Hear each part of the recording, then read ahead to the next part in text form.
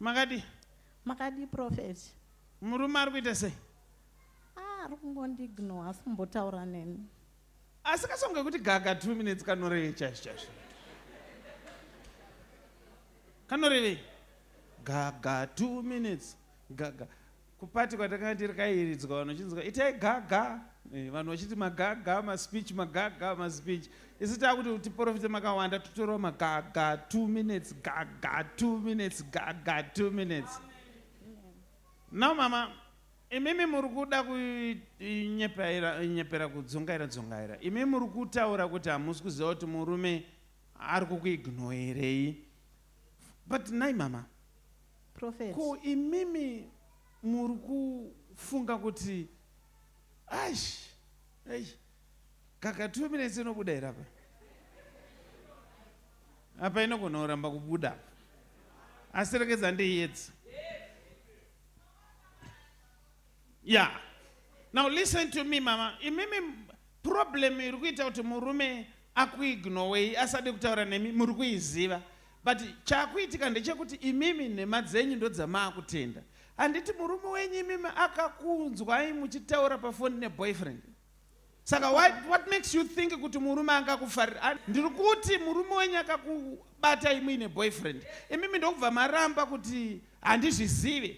But mabatwa zvenyu azvinzwa. Saka ko angagoregererei kuti angarambirei achitaura newe? Makamboona problem iripo ndeyekuti kana wabatwa unogona kufunga kuti wakangwara ukaramba asi munhu anenge achiziya. Gaga 2 minutes yenyu ndeyongoti siyai chihure endai munogara pasi.